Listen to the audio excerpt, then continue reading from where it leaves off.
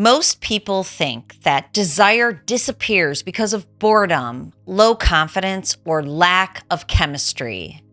That explanation is comforting and wrong. Desire doesn't disappear.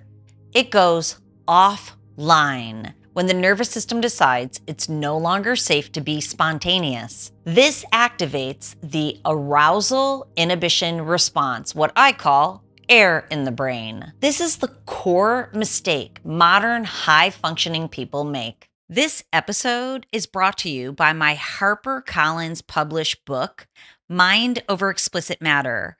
Learn how artificial stimulation miswires your brain and what you can do to rewire it back to purpose, intimacy, and connection. Go to drtrishleigh.com/book. I'm Dr. Trish Leigh. Welcome back for another episode of the podcast. Today, we're going to talk about why arousal shuts down when you want to perform and what you can do to make sure it never happens again. So let's dive into what's hijacking your brain, how it creates a miswire, and of course, what you can do to rewire your brain so you can enjoy healthy intimacy in the real world again. Let's go. Okay, so if you go to perform and you can't, your desire has become performance protected. It's the state where attraction exists, desire's possible, connection is even wanted, maybe desperately, but your nervous system keeps it locked away. Now, why does this lockdown happen? It happens because evaluation, either by yourself, from yourself, or from your partner, or a conditioned response, activates air in the brain. Not emotionally risky, but it's neurophysiologically risky. Air in the brain is the way that your brain says, this moment isn't safe enough to emerge. Now let's talk about what causes this. In today's day and age of constant notifications, of FOMO, of screen-based dopamine hits and comparisons, your brain has a background process always running. And this is what it's saying. Am I safe here? When the answer is yes, your ventral vagal pathways open up and are online. This is when you can feel open and it becomes possible to connect with another person. This is when curiosity and attraction can emerge. But when your brain doesn't feel safe and when the answer is no, even though you might not hear it, the system shifts into surveillance mode and you begin to self-monitor. That goes up, it increases. Air in the brain activates. That's arousal inhibition response, which means you cannot become aroused, even if you want to. And you know what happens then?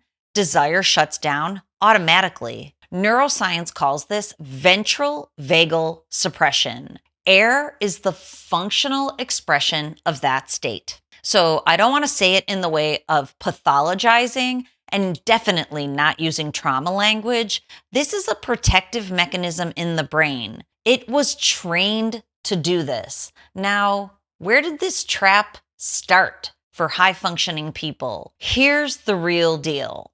The more capable that you are, the easier it is to mistake control for safety. Trust me, I know how that goes. High performers respond to threat by doing this very thing. Are you ready for it? Trying harder. Then they manage themselves more, trying to get more control over a situation. They try to optimize behavior. In the trying, they are actually creating more air in the brain. It leaves you feeling vigilant, hypervigilant, always on red alert. But the vigilance feels like threat to the nervous system. So what happens is your brain does the one thing that it has been trained to do to protect you. It activates air in the brain and it suppresses arousal when spontaneity is there. This is why high performers often succeed everywhere, except when it comes to desire. Now let's talk about the culture that makes for this to happen. Dating apps didn't just change how we meet. They changed the state that we meet in.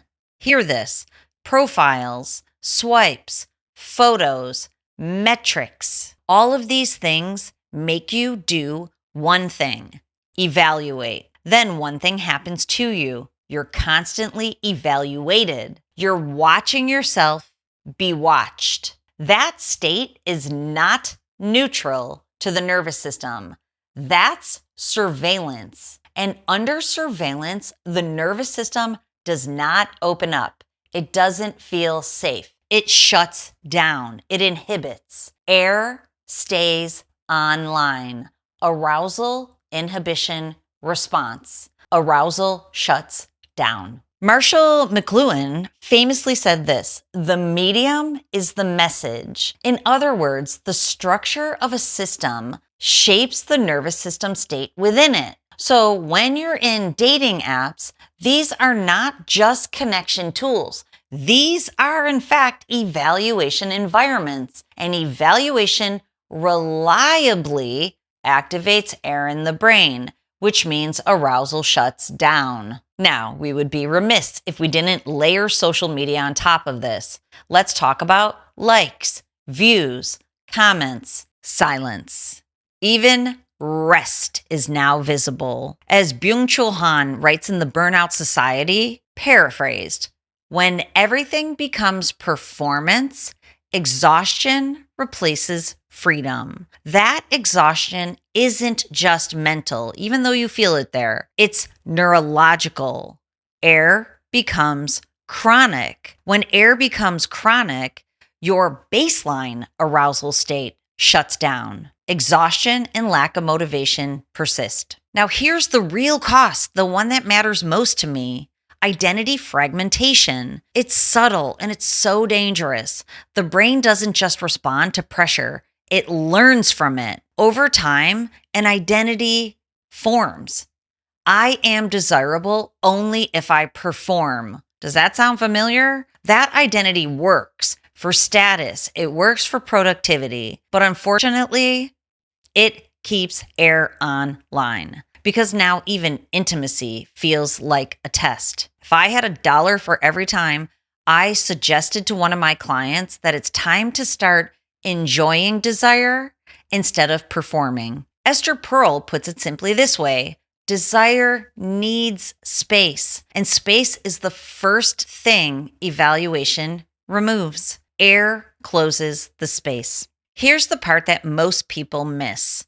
The opposite of performance isn't passivity, it's availability. A regulated nervous system isn't lazy, it's available. It's available for connection. It's available for curiosity, for affection, for attachment, for good old-fashioned play. That's what I love about my family. They know how to play hard, even though we work hard. That's how your true state can emerge. This isn't about being emotional. It's about standing down from the vigilance in your brain and your life so air can deactivate and your true self can show up again and enjoy your life. Rewiring doesn't mean fixing yourself. What it means is removing the false threat. The brain is plastic. It's neuroplastic. Patterns that were learned under pressure can be unlearned under a different environment, say safety. But safety isn't an idea. It's an actual state change, specifically air standing down. Okay, so let's talk about your brain hack strategy for today. These strategies work. They will move you forward. So here's what we want you to start with: 1 interaction per day.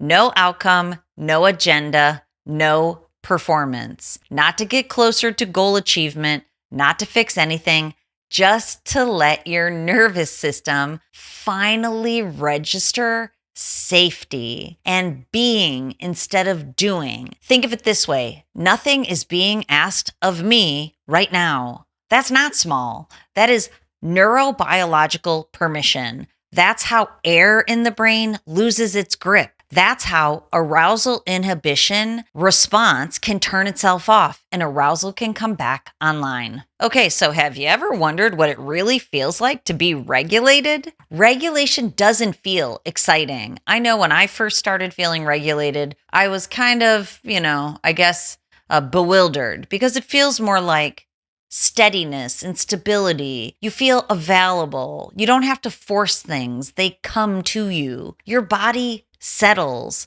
Breathing is slower. Muscle tension falls away. Your attention widens and deepens. You're no longer chasing connection. It becomes available and you become available for it. That, my friend, is when desire returns. Not because you forced it to, not even because you wanted it to, but because air in the brain is no longer blocking it from you. Okay, so why are some people still stuck? Some nervous systems have been trained under pressure for decades. High stress, high stakes, high self-monitoring. In those cases, insight in understanding this is not enough. You can totally understand how this works and not be able to turn air off yourself using your distorted mind and body behaviors. So mindset doesn't move the needle. You don't need more understanding. You need state level precision. You need regulation in the brain. That's why I always tell everybody, you must regulate first. Then the changes happen. And of course, this is where brain mapping with me fits in. It's not therapy. It is a measurement. It's many measurements of how your brain is performing. You can see with your own eyes whether your brain can downshift. You can see where air is staying online consistently, blocking your arousal. You can see whether ventral vagal safety rhythms are accessible or not. There's no guessing, there's no moralizing, just data. That leads you in the direction of figuring arousal dysfunction out. And here's what I want you to understand.